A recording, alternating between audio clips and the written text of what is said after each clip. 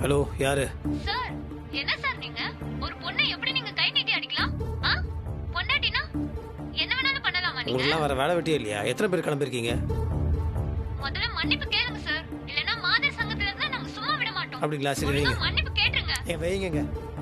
யாருக்கு வக்கால் தவணும்னு விவஸ்தை இல்லை. என்ன மாமா, போன் மேல போனா வருதா? இந்த ஸ்வேதாவை அடிக்கிறது சம்பவமா இருக்க கூடாது, சரித்திரமா மாறணும். அதுக்காக தான் நீங்க அடிச்சத வைரல் பண்ணிவிட்டேன். பாத்தீங்களா மாமா, இது முடியறதுக்கு சிறுகதை இல்ல, தொடர்கதை. இன்னும் இந்த மாதிரி கால்ஸ் உங்களுக்கு வந்துகிட்டே இருக்கும். நீங்க எங்க போனாலும் Facebook, வாட்ஸ்அப், ட்விட்டர்னு இருக்கிற எல்லா சோஷியல் மீடியாவிலையும் முடிஞ்ச அளவுக்கு இதை ஸ்ப்ரெட் பண்ணுவேன்.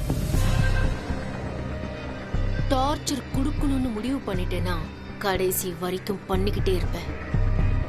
இது எப்ப முடியும் தெரியுமா? நீங்க என்னோட போட்டோ எடுத்துக்கிட்டு என் குழந்தைய இல்ல நம்ம குழந்தைய தூக்கி கொஞ்சிக்கிட்டு நம்ம 2 பேரும் காம்ப்ரமைஸ் ஆகி அன்பான புருஷன் பொண்டாட்டி ஆயிட்டோன்னு என்னைக்கு அதே வாட்ஸ்அப் குரூப்ல ஒரு போஸ்ட் போடுறீங்களோ, ஆமா எங்க மாமா சொல்றது உண்மைதான், அவர் மனசு மாறிட்டாருன்னு நானும் பதில் போடுவேனோ, அப்பதான் இந்த பிரச்சனை முடியும். அது வரைக்கும் இது அத்தனையும் ஓயாது. இதை நடத்தி காட்டணும்னு நான் முடிவு பண்ணிட்டேன். உங்க குழந்தைய வயித்துல சுமந்துட்டு இருக்கிறன்னா 6 மாசம் கழிச்சு அந்த குழந்தைய பெத்து காட்டுவேன். நிச்சயமா அது நடக்கும். இந்த ஸ்வேதா அதை நடத்தி காட்டுவான்.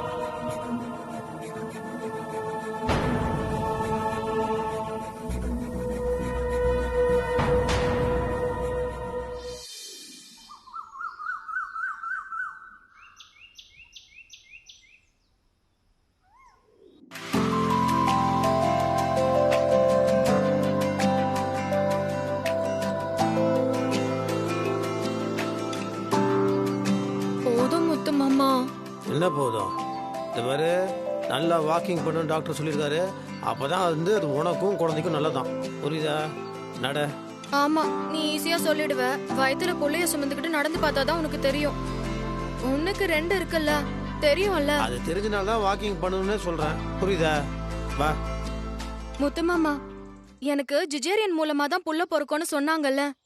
இப்ப தேவையில்லாம அதை பத்தி எல்லாம் பேசிட்டு இருக்க. நீ வாக்கிங் மட்டும் பண்ணு. வா. இல்ல முத்துமாமா, நான் பயந்துருவேன்னு நினைச்சு நீ சொல்லாம இருக்கியோன்னு நினைக்கிறேன். சிம்ரனும் கலையும் பேசுறத நான் கேட்டேன். எனக்கு சிசேரியன் பண்ணா பிரசவத்துல எனக்கு ஏதாவது ஆயிடுமோன்னு பயமா இருக்கு முத்துமாமா. உன்னை விட்டு நான் போயிடுவேனா? ஏய், லூசு மாதிரி பேசிட்டு இருக்கிற. அதெல்லாம் ஒண்ணும் இல்ல. இப்போ மெடிக்கல் சயின்ஸ்லாம் எவ்வளவோ வளர்ந்துருக்கு. அது சுகப்பிரசவம் வந்தாலும் சரி, இல்லை சிசேரியன் வந்தாலும் பரவாயில்ல, ஒரு ப்ராப்ளமும் வராது. நீ தைரியமா இரு. ஒரு விஷயம் தெளிவா புரிஞ்சுக்கோ. நீ இருக்கிற வரைக்கும் நான் இருப்பேன், நான் இருக்கிற வரைக்கும் நீ இருப்ப. புரியுதா? அது இல்ல மாமா, பிரசவங்கிறது ஒரு பொண்ணுக்கு பாதி மரணம்னு சொல்லுவாங்க. அது ஏன் மரணங்கிறனாட்டு நெகட்டிவா பேசிட்டு இருக்க? பிரசவம்ன்றது இன்னொரு பிறவி, மறுபிறவி. வா. ஊர்ல இருக்கவங்க பயந்து பயந்து குழந்தை பெற்றுக்காமையா இருக்காங்க.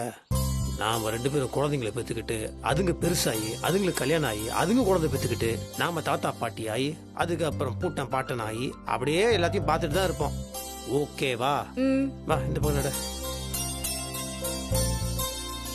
முடியல முத்துமாமா, கொஞ்சம் நிக்கலாமா மாமா? முடியல, டயர்டா இருக்கு. அதுக்குள்ளேயே டயர்டா? தாகமா இருக்கு.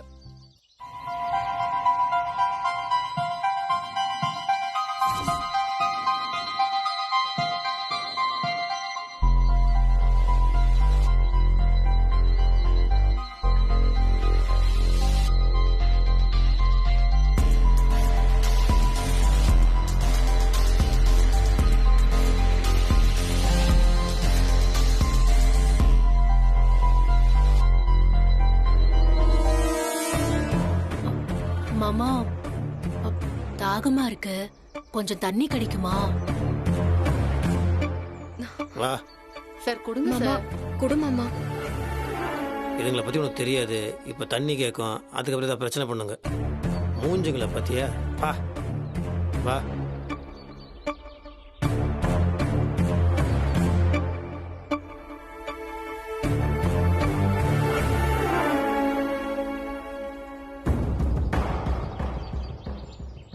ஐயோ ஸ்வேதா ஐயோ ஐயோ சார் ஐயோ ஸ்வேதா என்னாச்சு ஸ்வேதா மயக்கம் போட்டு விழுந்துட்டா ஸ்வேதா. தண்ணி கொடுங்க சார் வெண்ணிலா அது தண்ணி தானே குரூப் சார் அடிக்குதுங்க நீ கேக்குது. வேற ஏன் சார் எதுக்கு இதுல போய் தண்ணி கொடுங்க சார் ப்ளீஸ் சார் தண்ணி தண்ணி தண்ணி தண்ணி தண்ணி கொடுங்க கொடுங்க சார் குடு மாமா ப்ளீஸ் சார் கொடுங்க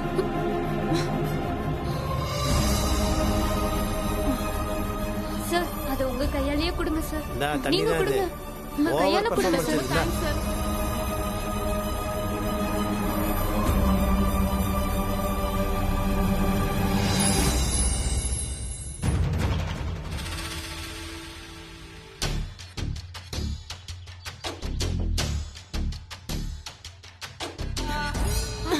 ஏ மாமா உங்ககிட்ட தவிச்ச வாய்க்கு தண்ணி கேட்டா கூட கிடைக்காதுல்ல அத கூட மயக்கம் வந்ததா பொய் சொல்லிதான் வாங்க வேண்டியதா இருக்கு அவளும் உங்க பொண்டாட்டி நானும் உங்க பொண்டாட்டி அவ வயித்துல வளர்றது உங்க குழந்தைதான் என் வயித்துல வளர்றதும் உங்க குழந்தைதான் என்ன ஒரு நாளாவது இப்படி வாக்கிங்க்கு கூட்டிட்டு வந்திருக்கீங்களா இல்ல முகம் தொடச்சு விட்டுருக்கீங்களா தவிச்ச வாய்க்கு தண்ணி கேட்டதுக்கு கூட தராம இருக்கீங்களே நான் சொல்ல இவங்களாம் பாவம் பார்க்காதுன்னு இப்போ ஓவரா பேசிட்டு இருக்கா பாரு சும்மா டிராமா போட்டிருக்கா அவ இப்போ நான் என்ன மாமா டிராமா பண்ணேன் நீ என்ன டிராமா பண்ணல நீ பண்ணது எல்லாமே டிராமா தான் பக்கத்தில் சப்போர்ட்டிங் ஆக்ட்ரஸ் வர மூஞ்ச பாரு இருக்கு நான் இவ்வளோ வாக்கிங் கூட்டு போனால் உடனே நீயும் வாக்கிங்க்கு வர வெண்ணிலாக்கு தண்ணி தாக்கம் வந்துச்சுன்னா உனக்கு வந்துடுது இவன் நடந்தானா உனக்குவே இருக்குது அவளுக்கு தொடச்சு விட்டுனா உனக்கும் தொடச்சு விடணும் ஏய் அசிங்கமால உனக்கு உன்னை பார்த்தா பாவமாவே தோண மாட்டேங்குது எனக்கு ஒரு கர்ப்பிணி பொண்ணுன்ற இறக்கம் கூட எனக்கு வரவே மாட்டேங்குது ஏன் உனக்கு தண்ணி கூட கொடுக்கூடாதுன்னு எனக்கு தோணுதுன்னா அந்த அளவுக்கு என் மனசு கல்லாயிடுச்சு ஏன்னா உன்னோட சீப் டிராமா அந்த மாதிரி இருக்கு ஏன் மாமா திருப்பி திருப்பி அதையே சொல்றீங்க அப்படிதான் சொல்லுவேன் இன்னும் 15 நாள் அதுக்கப்புறம் சாயம் வெளுத்துரும் நானும் அதே தான் சொல்றேன் நான் உங்க குழந்தைய தான் சுமந்துகிட்டு இருக்கேன் பெத்து கொடுக்கவும் போறேன் நான் பொய் சொல்றேன்னு நீங்க சொல்லிக்கிட்டே இருக்கீங்கல்ல 15 நாள்ல குழந்தை பிறந்துதான் ஆகணும் அதுக்கப்புறம் டிஎன்ஏ சோதனை பண்ணி உங்க குழந்தைதான்னு நான் ப்ரூவ் பண்ணி காட்டுறேன் ஆனா ஒண்ணு உங்க குழந்தைய நீங்க பார்க்க வரும்போது ஐயோ ஸ்வேதாவை சரியா கவனிக்காம விட்டுட்டோமேன்னு நிச்சயமா நீங்க வருத்தப்படுவீங்க அதுக்கப்புறம் இப்போ கிடைக்காத அன்பு வட்டியும் முதலுமா எனக்கு கிடைக்கும் பாத்துக்கோங்க வா ஸ்வேதா வாங்க பாத்து போ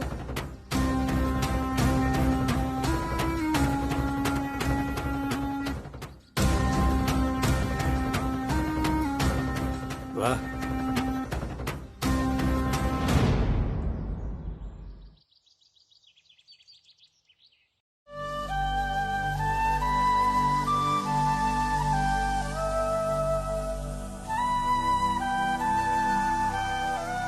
வெயிட் நார்மலா இருக்கு அம்மாவும் குழந்தையும் ரொம்ப நல்லாவே இருக்காங்க எந்த பிரச்சனையும் இல்ல டாக்டர் அது ஒன்றும் இல்லை சிசேரியன் அதுன்னு போட்டு இவளே குழப்பிக்கிறா பயப்படுறா நீங்கள் சொல்லுங்க எதுக்கு பயப்படணும் 2 குழந்தைங்க வயித்துக்குள்ள இருக்கு ஒண்ணுக்கு இடிச்சுக்கிட்டு படுத்துட்டு இருக்கு அதனால தேவைப்பட்டா சிசேரியன் சொன்னேன் நீங்க வலி இல்லாமலே குழந்தை பெத்துக்கலாம் தைரியமா இருக்கலாம் எதுக்கும் பயப்பட வேண்டாம்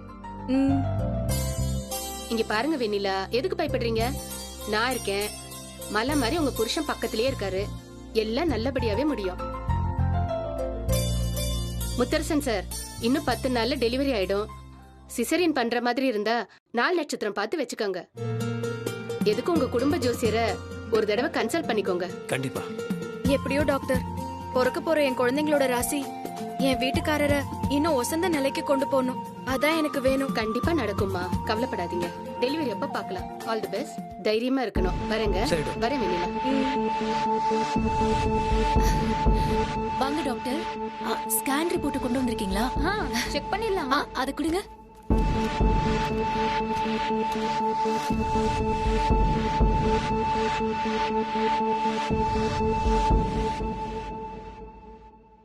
வா வா உள்ள போலாம் மாமா ஏய் தள்ளு இங்க பாருங்க மாமா, நம்ம குழந்தை. நீங்க பாட்டுக்கு பார்க்காம போயிட்டு இருக்கீங்க. பாருங்க. ஐயோ, இத மட்டும் பொய்ன்னு சொல்லிடாதீங்க. இதெல்லாம் நிஜம். என்ன மாமா, எதையுமே பேச மாட்டேங்கிறீங்க? பதில் சொல்லுங்க மாமா. இந்த டிஎன்ஏ டெஸ்ட் பண்ணி அது ஏன் குழந்தைன்னு ப்ரூவ் பண்றேன்னு சொன்னல, அதை பண்ணு. நீ பேசுறது எல்லாமே பொய் தானே. நம்ப மாட்டீங்கல்ல? சரி விடுங்க, எனக்கு தெரியும். என்ன நீங்க நம்புற காலமும் வரும். நான் நம்ப வைப்பேன். அப்ப பாத்துக்கிறேன் நான் உங்களை.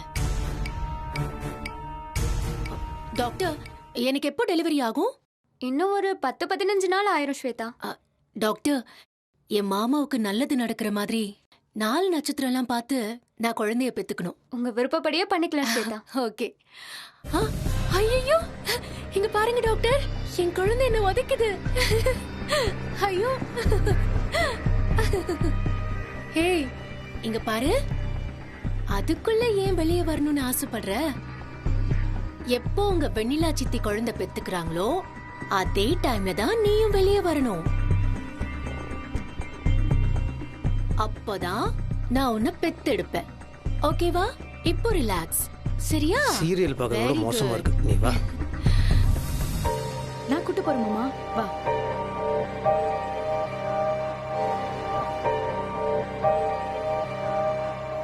Yes. Yes.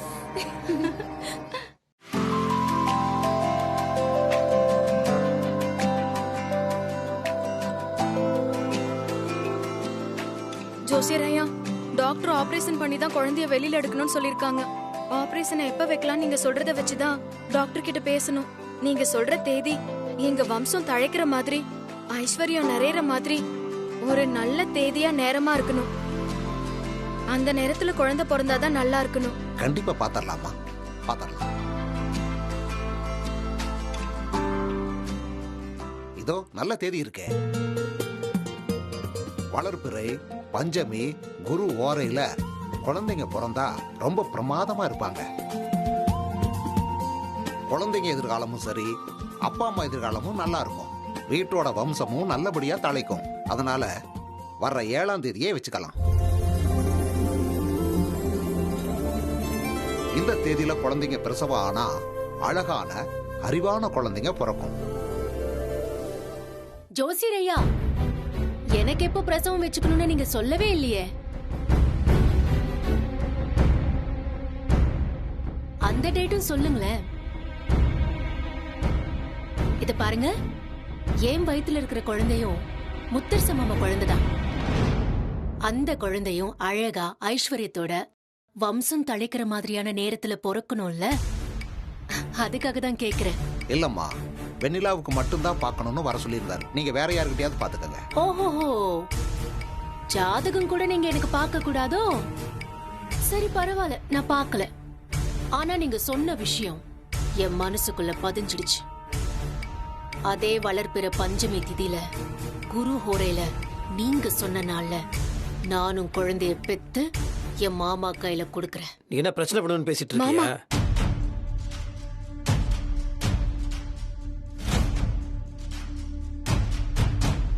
அப்பா என்னமா கண்ட்ரோல் பண்ணிட்டா.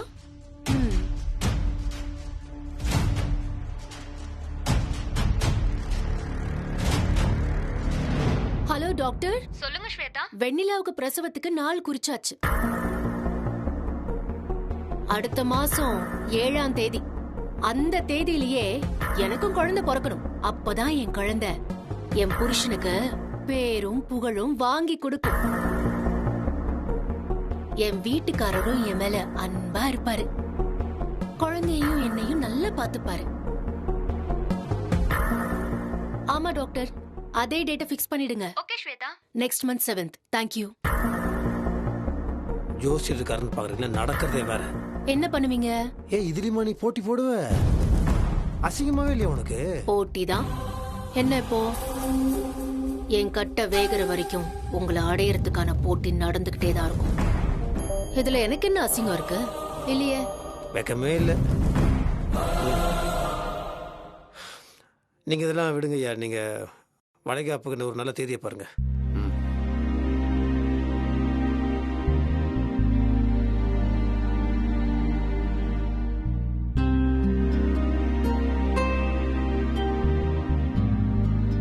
நாளை மறுநாள் நல்ல முகூர்த்த நாள் தான், அன்னைக்கே வச்சுக்கலாம்.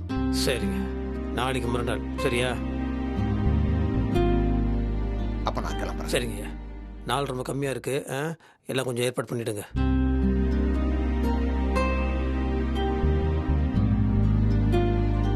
வரேன். நல்லதுங்க. பட்டுங்களா? வரேன்.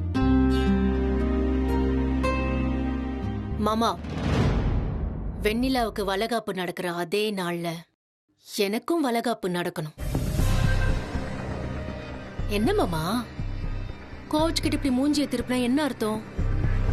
புள்ளத்தாச்சி புள்ளைய மனசு நோக வைக்க கூடாது. மாட்டேன்னு சொல்லாதீங்க. இப்போ புள்ளதாச்சி நல்லா அடிக்க மாட்டேன்னு நினைக்காத, ஓங்கி அப்பிர சொல்லிட்டேன். இந்த வீட்டில் ஒரே ஒரு வளைகாப்பு தான், அதுவும் என் பொண்டாட்டிக்கு மட்டும்தான். போ போ, வேலையை பார்த்துட்டு போ. மாமா, நீங்க இப்படி கோவப்பட்டு பேசினா அது உண்மை ஆயிடாது. நான் அமைதியா பேசுறதுனால நான் பேசுறது பொய்யும் ஆயிடாது. நீங்க எனக்கு வளகாப்பு நடத்தியே ஆகணும். ஏன்னா என் வயித்துல வளர்ற குழந்தை உங்க குழந்தை. அதனால வளகாப்ப பத்தி கேக்குறது என் உரிமை, நடத்த வேண்டியது உங்க கடமை. நீங்க அதை மீறவே கூடாது. மீறினா உங்க கையாலேயே அந்த வளகாப்ப நான் நடத்த வைப்பேன். ஓகேவா? என்ன மறுபடியும் சேலஞ்சா? சேலஞ்சுன்னு வச்சுக்கலாம் மாமா. உங்க கையால எனக்கு வளகாப்பு நடத்துவீங்க, நான் நடத்த வைப்பேன்.